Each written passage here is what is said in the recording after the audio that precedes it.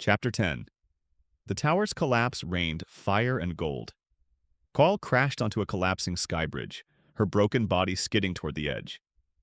Below, the city burned, golden rain now mixed with ash. The Affect Guard's remaining drones swarmed like wasps, dragging rebels into armored transports. Director Voss emerged from the inferno, her suit charred but her voice glacial. "You think fire kills ideas, Morrow? We'll distill your little rebellion into a vaccine, a cure for empathy." Kael spat blood.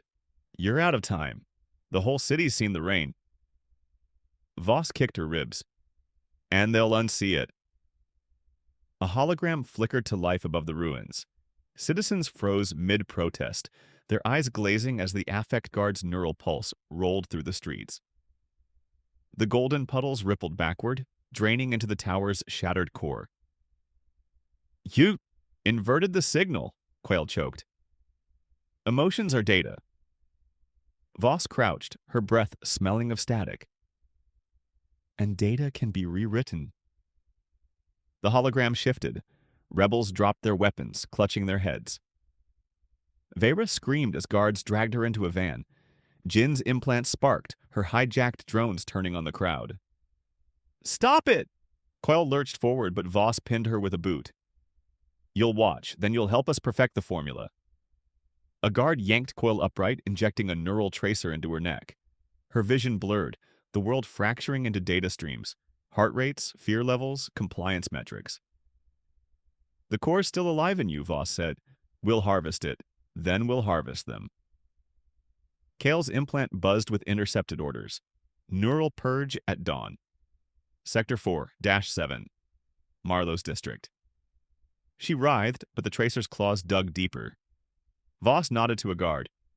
"Prep the extraction chamber. I want her conscious." Chapter 11.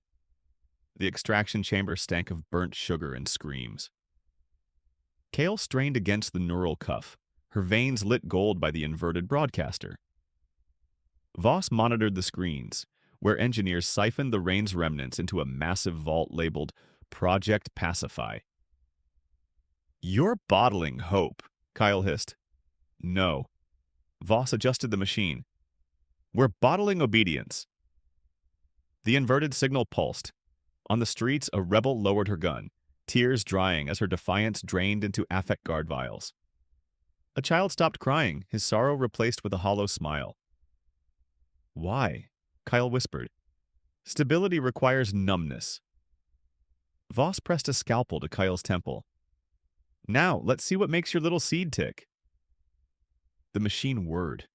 Agony seared Kael's mind as the golden vial's essence, now fused with her blood, was pulled into a syringe. Lyra's voice fading. "Don't let them win." Marlowe's laugh, swallowed by drone fire. Vera's scars glowing as guards beat her. "Stop," Kael begged. Voss ignored her, holding the syringe to the light. "Beautiful, like liquid suns." The vault exploded. Jin surged through the smoke, her implant sparking, one eye swollen shut. She'd rewired a drone's carcass into a battering ram. "Get up!" Kael tore free, her body moving on instinct.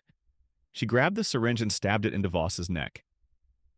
"You can't—" Voss gagged, golden veins spreading across her skin.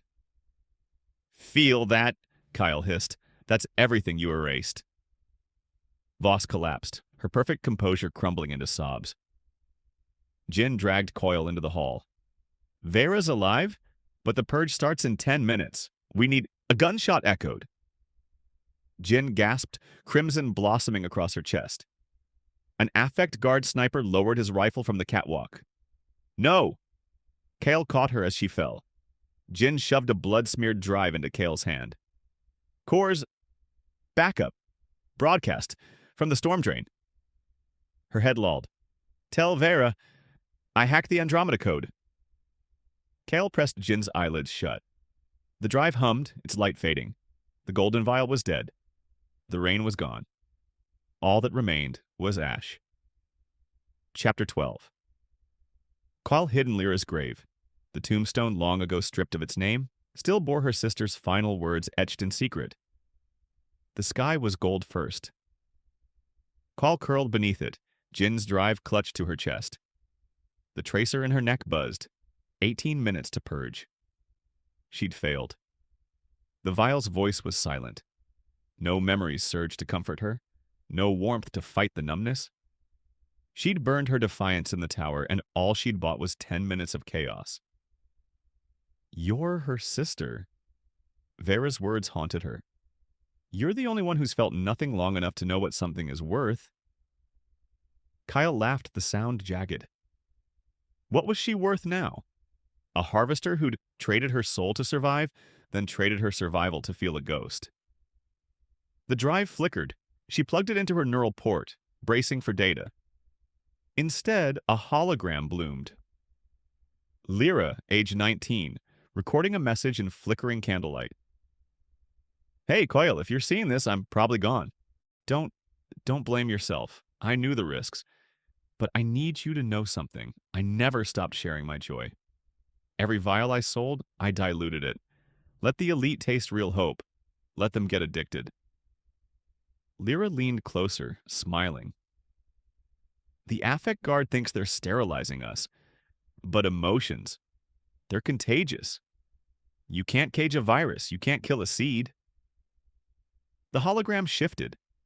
A map of Eclipsion Prime lit up, hundreds of golden dots pulsing, hidden caches of Lyra's diluted joy scattered across the city.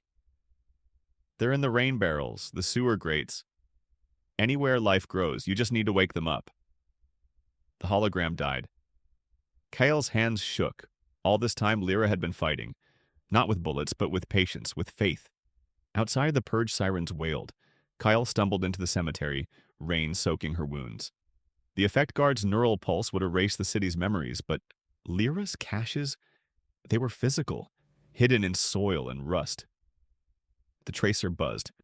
5 minutes. Kael ripped it from her neck, blood dripping down her collarbone. She'd need a broadcast strong enough to reactivate the caches, a signal to reignite the seed. She stared at the storm drain, where Jin had died. Then she ran. Chapter 13. The storm drain's control panel sparked, its wires chewed by rats and time. Kael jammed Jin's drive into the port, her blood-slick fingers slipping on the keys. The holographic map of Lyra's caches flickered, golden dots buried in sewer grates, rain barrels, even the roots of dead trees. Wake them up, Lyra's hologram had said. Kael synced her neural implant to the drain's antiquated broadcaster, ignoring the warning. System overload risk, 99.8%. The affect guard's purge sirens wailed closer. She typed the command Jin had died for, Andromeda override. The panel hissed, gears grinding as the drain's sluice gates creaked open. Above, the inverted signal pulsed, a black hole sucking the city's hope into the effect guard's vaults. But below in the dark, Lyra's caches glowed. Come on, Kael muttered, slamming her fist against the panel. A spark, a whir. Golden liquid seeped from the caches, pooling in the tunnels. It snaked through cracks in the pavement, up rusted pipes into the bloodstream of the city itself. The drain's speaker crackled. Kael! Vera's voice, alive. Vera, where? They're dumping us in the purge zone, Sector 4-7. Whatever you're doing, do it fast. Kael's implant burned as she fused with the broadcaster. Data flooded her mind. Pressure levels, chemical compounds, the exact frequency Lyra had used to dilute the joy. You can't cage a virus, Lyra had said. Kael closed her eyes and pushed. The caches detonated. Chapter 14. Golden smoke billowed from the streets. It kissed the cheeks of prisoners being loaded into purge vans. It curled into ventilation shafts where rebels hid.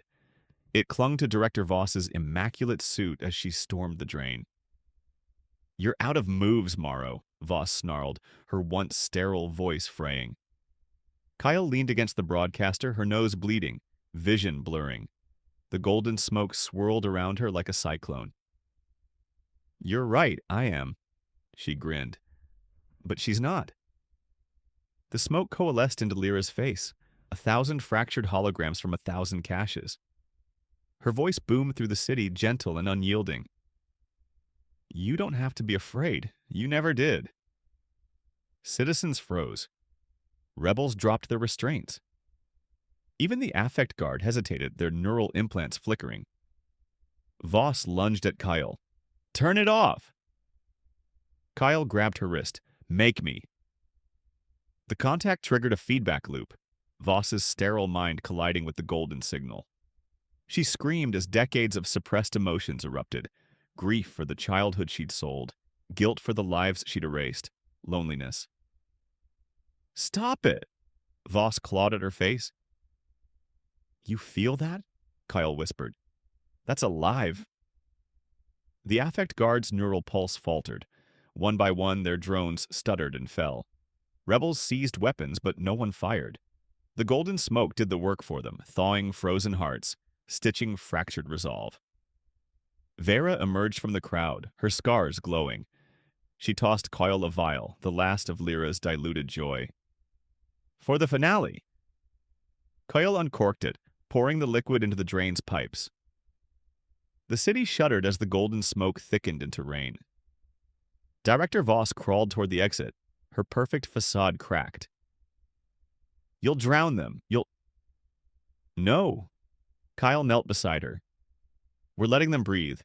The rain fell. A guard officer ripped off her helmet, tears streaming as she hugged a rebel. A broker shattered his emotion vault, bottles of sorrow and rage spilling into the streets. A child, Marlowe's niece, Kael realized, painted a mural of Jin's face next to Lyra's. Vera helped Kael stand. What now? Kael stared at the storm drain's controls. Her neural implant was fried, her body failing. But the broadcaster hummed, fused to her heartbeat. Now, she said, I finish what Lyra started. Chapter 15. The rain didn't stop. It fell golden and warm, washing the hollow heart from Eclipsion Prime's banners. Citizens drank it from cupped hands, let it pool in their scars, and carried it home in jars. Kael Morrow became a myth. Some said she dissolved into the rain. Others swore she wanders the tunnels, her body more machine now, rewiring the city's bones. Vera tells the truth to anyone who asks. She's everywhere. In the reclaimed emotion refinery, rebels distill new feelings, resilience, forgiveness, trust. The affect guard's vaults are museums, their neural implants repurposed to share memories instead of suppress them. On the rooftop where Jin died, a garden grows. The flowers bloom gold, their roots fed by Lyra's caches. Vera tends them, her scars fading. She leaves a vial of rainwater by the tombstone that once bore no name. Kael and Lyra Morrow, they reminded us. Far below, in the storm drain's heart, a shadow flickers. A woman with neural ports etched like constellations hums a tune her sister taught her. The broadcaster's pulse sinks to her breath, its wires tangled in her hair. She's neither alive nor dead, but alive enough. Above, the rain falls, and somewhere, a child laughs.